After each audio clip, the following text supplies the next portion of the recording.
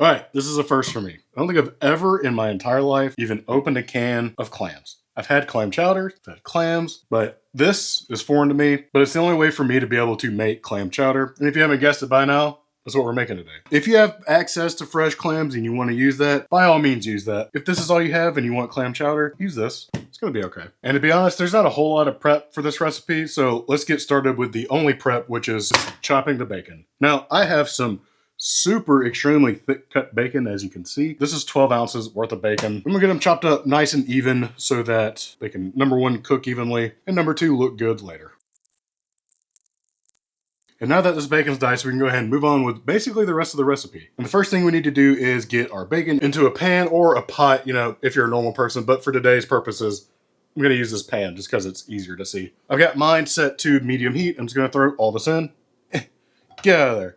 And all I'm going to do is let it start rendering, and I want this to get pretty crispy. Not entirely too crispy, but pretty crispy. And I'm just going to let this cook until it's done. And once it is, we can go ahead and get our bacon out. Do whatever you want to with the grease. We don't need any of it, but we do want to keep the fond that is definitely stuck to the bottom of your pan, because this is going to add flavor when we go to add the chicken stock.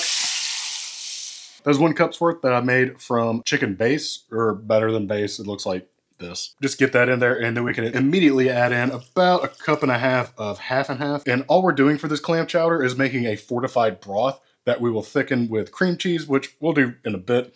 But I do want to get this seasoned up the way I want to. And to start, we're going to add in 1/4 teaspoon of celery salt, 1/2 teaspoon of onion powder, about 1/4 teaspoon of thyme, maybe about 1/8 teaspoon of oregano. I don't have any, so I'm using Italian seasoning. It's close enough. And that's it for now. I want to get this to a simmer before I add my salt and pepper and all the other stuff.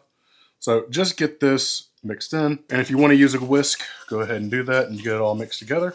And as soon as you start to see any type of bubbles going on, you want to add in 1 block of cream cheese, which weighs about 8 ounces or half a pound. Just break it up into your soup and just simply mix that in. What's going to happen is the cream cheese is going to melt and it will thicken this significantly. Usually when you make a clam chowder, you make a base of it with a roux to thicken it, but we're obviously not doing that. And the cream cheese is mostly just taking the place of that, but it's also going to add some flavor to it. Just mix all the cream cheese together until it's completely melted and starting to look pretty thick like this. As soon as you see more bubbling happening after the cream cheese is melted, we'll add in 2 of these 6.5 ounce cans of chopped clams, or about 12 to 14 ounces of fresh clams. And I do want to use the juice too. That's going to add the flavor. Let's get that stirred in and let it come back to a light simmer. And once it is, we're going to take half of our cooked bacon and throw it right in. Get that mixed in as well. And you may have noticed that I've not added any salt or pepper or anything like that. That's because I'm adding additions of things that are already salty, like the celery salt, the bacon, the cream cheese, the clams even have some salt in them. So once the bacon's in, we can finally give it a taste for seasoning. And to keep it super easy, we're going to use some of my seasoning, steak dust from my company, Carnivore Companion. It just has all the salt and pepper and the garlic and all the things like that that I want in here. So I'm going to use that. But down below in the description, I will definitely add a salt and pepper and garlic measurement for those that don't have this or don't want to use it. I added 1/2 teaspoon just to mix in. I'll taste it again. So I add a full teaspoon of that, and it is now boiling. So I'm just going to go ahead and turn the heat off. It's plenty hot. And that's pretty much it. It's basically a clam and bacon soup with no flour, no potatoes. If you're looking for something that's comforting and familiar, I think you'll probably like this. Either way, I'm going to pour myself up a bowl and just give it a taste. I added some extra bacon to it as well as some green onions, and it's smelling damn good.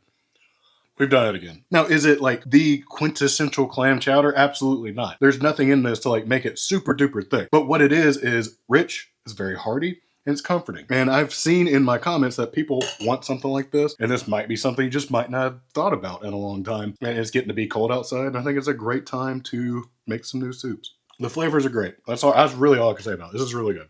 Just try it out. See you next time.